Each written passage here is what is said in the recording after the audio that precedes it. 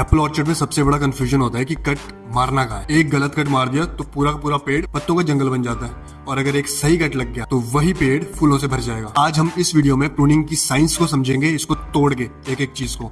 Heading cuts, thinning cuts, renewal क्या होता है, हार्मोन्स का क्या इफेक्ट पड़ता है बर्ड्स की डिफरेंशिएशन पे, टाइप्स ऑफ बर्ड्स, एक वेजिटेटिव बर्ड और फ्लावरिंग बर्ड को आप कैसे पहचानोगे, स्पर और बर्ड्स में क्या डिफरेंस होता है। तो रियलिटी ये है, हर कट एक हार्मोन को सिग्नल देता है, हर कट कार्बोहाइड्रेट्स की अवेलेबिलिटी को चेंज करता है, हर कट डिसाइड करता है कि बर्ड्स वेजिटेटिव बनेंगे या फिर फ्लावरिंग। तो चलो डायरेक्ट काम की बात पे आते हैं। पहले समझेंगे कि डिफरेंट टाइप्स ऑफ कट्स क्या होते हैं प्रूनिंग में। पहला हेडिंग कट, ये कट वेजिटेटिव पुश देता है। कैसे, इसके पीछे का लॉजिक पहले समझ लेते हैं। जब आप किसी ब्रांच का टॉप या साइड पोर्शन कट करते हो या फिर किसी शूट का कुछ पार्ट कट कर देते हो, फॉर एग्जांपल मान लो 30 सेंटीमीटर की कोई ब्रांच है, उसको आपने अगर 15 सेंटीमीटर 15 सेंटीमीटर पे काट दिया तो आपने 50% कट कर दिया उसको।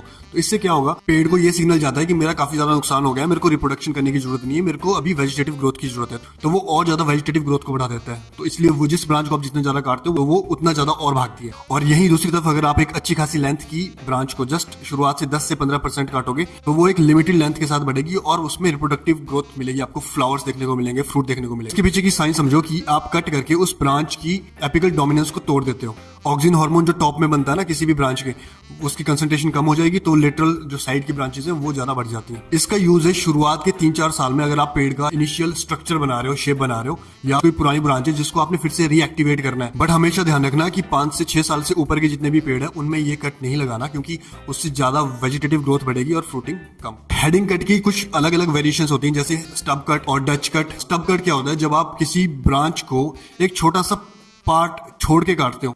स्टब छोड़ना जनरली एप्पल में सही कटिंग नहीं मानी जाती है, बट अगर आप इंटेंशनली छोड़ रहे हो किसी ब्रांच की फ्यूचर रिग्रोथ के लिए तो ये सही है। अब सेकंड आ गया डच कट, जिसको ड्रॉप क्रॉच कट भी बोलते हैं। ये हेडिंग कट का एक स्पेशलाइज्ड वर्जन होता है। इसमें आप एक स्ट्रॉन्ग ब्रांच की हेडिंग करते हो। अगर आपको लग रहा है कि ये ब्रांच सही क्रॉच एंगल के साथ ग्रो नहीं कर रही है, हॉरिजॉन्टली नहीं जा रही, या फिर जिस हिसाब से आप चाहते हो, तो उसको आप ऐसे पॉइंट पे कट करोगे जहां पे उसके नीचे से कोई बर्ड बाहर की तरफ को निकल रहा है। इसका पर्पस होता है मेनली प्लांट का स्ट्रक्चर बनाना और किसी पुरानी ब्रांच को फिर से रीग्रोथ में लेके आना। अब पहला हो गया हेडिंग कट। अब दूसरा टाइप होता है थिनिंग कट। थिनिंग कट में आप पूरा ब्रांच को बिल्कुल पीछे से बेस से ही कट कर देते हो। इसके पीछे का साइंटिफिक लॉजिक ये है कि इससे आपकी कैनोपी ओपन हो जाती है, ज्यादा लाइट पेनिट्रेशन होती है, ज्यादा एयर सर्कुलेशन होती है, फंगल ग्रोथ होने के चांसेस कम होते हैं, बचे हुए शूट्स को ज्यादा कार्बोहाइड्रेट्स मिलती है, इसलिए वो ज्यादा फ्रूटिंग बर्ड्स की साइड कन्वर्ट हो जाते हैं। और जो अल्टरनेट बेयरिंग होती है ऑन ईयर ऑफ ईयर वाली, उसको भी रिड्यूस करने में ये हेल्प करता है। बट ये सिर्फ अकेला फैक्टर नहीं है, इसके साथ और भी फैक्टर्स है, इसके बारे में मैं आगे बताऊंगा। प्लस न्यूट्रिशन, प्रॉपर न्यूट्रिशन के लिए इस वीडियो से पहले वाली वीडियो देख लेना, मैं उसका लिंक भी डिस्क्रिप्शन में डाल दूंगा। इस सीजन में भी बहुत सारे लोगों के सेबों के ऊपर ना ब्लूइश कलर के दाग दिखे थे बहुत ज्यादा, तो वो एयर सर्कुलेशन की कमी से भी होती है वो प्रॉब्लम। थिनिंग कट का एग्जांपल होता है, जैसे आप वाटर शूट्स निकाल देते हो, क्रॉसिंग ब्रांचेस को निकाल देते हो। मान लो 4 ब्रांचेस है, 4 में से आपने 2 काट दी, 2 रहेगी, तो जो 2 बची हुई है उनको ज्यादा कार्बोहाइड्रेट्स मिलेगा और वो ज्यादा कन्वर्ट होंगी। थिनिंग कट का एक स्पेशलाइज्ड फॉर्म होता है रिन्यूअल कट, जिसको आप स्पर्स या फिर किसी ब्रांच को रिन्यू करने के लिए या फिर रीजनरेट रीग्रोथ करने के लिए आप यूज करते हो। इसके बारे में मैं आगे समझाऊंगा। उससे पहले ये समझ लो कि स्पर क्या होता है और स्पर और बर्ड्स के बीच में क्या डिफरेंस होता है, बीमा और आंख के बीच में क्या डिफरेंस होता है, और बर्ड्स के टाइप्स। पहले समझ लो कि स्पर क्या होता है, ये जिसको आप बीमा भी बोलते हो। ये 2 से 10 सेंटीमीटर तक की छोटी छोटी शूट्स होती हैं जिसके ऊपर बहुत सारे बर्ड्स होते हैं, और वो बर्ड्स 2 तरह के होते हैं, या तो वेजिटेटिव जिससे पत्ते निकलेंगे, या तो फिर रिप्रोडक्टिव जिससे फ्रूट निकलेगा, फ्लावर निकलेगा। अकॉर्डिंग टू साइंस 3 से 4 साल तक एक स्पर प्रोडक्टिव होता है। उसके बाद उसकी थोड़ी सी धीरे धीरे क्वालिटी डिग्रेड होने लगती है, या फिर उसमें फ्रूट की क्वालिटी अच्छी नहीं मिलती, या फिर उसके बर्ड्स वेजिटेटिव ज्यादा होने लगते हैं। 3 से 4 साल के बाद पुराने स्पर्स को रिन्यूअल पे डाल दो। कैसे डालना है मैं अभी बता रहा हूँ। जब भी बर्ड को रिन्यूअल पे डालना होता है या प्रूनिंग करनी है उसकी, तो बर्ड्स की मैच्योरिटी देख के करना होता है। मतलब कि कौन सा वेजिटेटिव है, कौन सा रिप्रोडक्टिव। कैसे पता चलता है डिफरेंस? जो वेजिटेटिव बर्ड होता है वो पॉइंटी होता है, पतला होता है और नुकीला होता है, और जो फ्रूटिंग बर्ड होगा वो थोड़ा सा मोटा और गोल मटोल और थोड़ा फूला हुआ होता है। स्पर्स के ऊपर बीमो का कन्वर्जन डिपेंड करता है इन 3 फैक्टर्स के ऊपर। पहला हो गया लाइट पेनिट्रेशन, जितना ज्यादा लाइट होगी उतने ज्यादा फ्रूटिंग बर्ड्स बनेंगे। दूसरा हो गया कार्बोहाइड्रेट रिजर्व्स, जितना ज्यादा जिस बर्ड को न्यूट्रिशन मिलेगी ऑब्वियसली वो रिप्रोडक्टिव बर्ड बनेगा। तीसरा आ गया आपका हार्मोनल बैलेंस, इसमें ऑक्सिन्स और साइटोकाइनिन्स का रोल होता है, वो मैं आपको अभी बता रहा हूँ। जब आप प्रूनिंग करते हो ना, चाहे वो समर प्रूनिंग हो चाहे वो विंटर की डॉर्मेंट प्रूनिंग, जब भी आप किसी ब्रांच का टॉप करते हो ऑक्सिन की कंसंट्रेशन कम हो जाती है और साइटोकाइनिन की कंसंट्रेशन इंक्रीज हो जाती है, जो कि रूट से बन के आ रहा होता है ऊपर। साइटोकाइनिन हेल्प करता है सेल डिवीजन में और लेटरल ब्रांचेस की ग्रोथ में। न्यूट्रिशन कैसी है ये भी डिफाइन करेगा कि आपकी साइटोकाइनिन की प्रोडक्शन पेड़ में कैसी है। आप अलग से साइटोकाइनिन की स्प्रेज भी कर सकते हो, जैसे बीए की फॉर्म में आता है। थोड़ा बहुत स्ट्रेस पेड़ की रिप्रोडक्शन के लिए सही होता है, इसलिए पेड़ को सिग्नल जाता है कि मेरी लाइफ खत्म हो रही है तो मेरे को ज्यादा फ्रूट्स डेवलप करने चाहिए। और जैसे डॉर्फ फ्रूट स्टॉक्स है, M9 है, M26 है, तो ये इनमें नेचुरली साइटोकाइनेसिस ज्यादा होता है, ऑक्सीजन थोड़ा कम होता है, इसलिए आपको इसमें ज्यादा बर्ड्स मिलते हैं हर बार। जैसे मैंने बताया कि पुराने स्पर्स को 3 से 4 साल के बाद रिन्यू पे डालना होता है बीमों को, क्योंकि न्यू स्पर्स आएंगे तो ज्यादा प्रोडक्शन इंक्रीज होगी और पेड़ हेल्दी भी रहता है। और इससे आप अपनी ऑन ईयर ऑफ ईयर को कंट्रोल कर सकते हो, समझना ढंग से। स्टेप बाय स्टेप बता रहा हूँ। स्टेप 1, पहला काम है आइडेंटिफाई करना ऐसे स्पर्स को जिनकी एज ऑलमोस्ट हो चुकी है 3 से 4 साल। कलर थोड़ा ब्राउनिश हो गया होगा, कमजोर हो गया होगा, पतला होगा, उसके ऊपर जो बर्ड्स हैं बहुत पतले पतले होंगे, उसकी लेंथ बहुत छोटी होगी या फिर पेड़ के उस पार्ट को आइडेंटिफाई करो जहाँ पे फसल कम आई थी, तो आपको ऑटोमेटिकली पता चल जाएगा कि वहाँ के स्पर्स वीक है। सेकंड स्टेप है नए शूट्स को आइडेंटिफाई करना और सेलेक्ट करना। पेंसिल की तरह पतले पतले शूट्स निकले होंगे ग्रीन कलर के, है ना, वो कहीं पे भी हो सकते हैं, प्राइमरी ब्रांच पे, सेकेंडरी ब्रांच पे।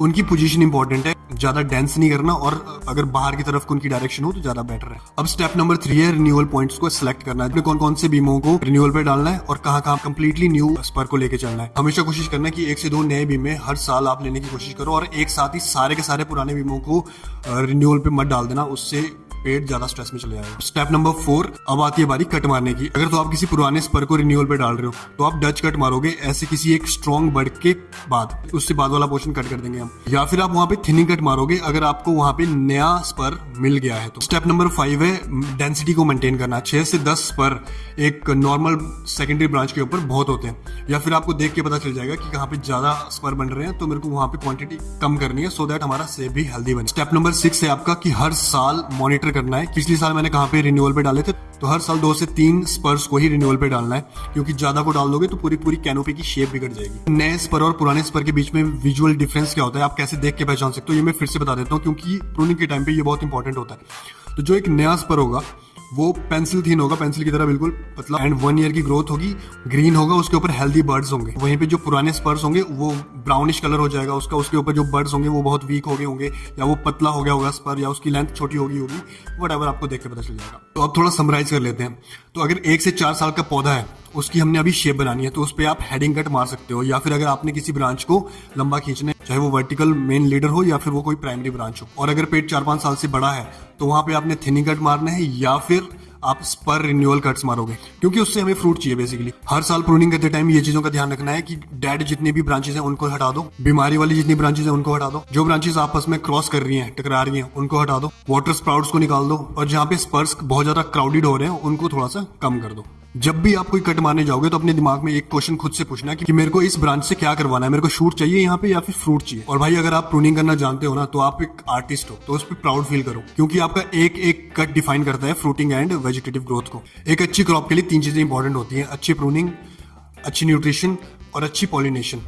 न्यूट्रिशन के ऊपर मैंने ऑलरेडी वीडियो बना दी है। प्रूनिंग भी 2 तरह की होती है, समर प्रूनिंग और विंटर प्रूनिंग, जो डोरमेंट सीजन में होती है। तो विंटर प्रूनिंग की बात हमने कर ली, समर प्रूनिंग वाली वीडियो समर आने से पहले पहले आ जाएगी चैनल पे। और अगर इस वीडियो से आपने कुछ सीखा है तो प्रूनिंग टाइम से पहले इसको एक बार फिर से रिपीट करके देख लेना, चीजें रिफ्रेश हो जाएंगी, क्योंकि अभी काफी टाइम है प्रूनिंग में। और चैनल को जाके सब्सक्राइब करके बाकी की वीडियोस भी देख लेना अगर आप इस चैनल को ग्रो होते हुए देखना चाहते हो। बाकी मिलते हैं नेक्स्ट वीडियो में। Thank you so much.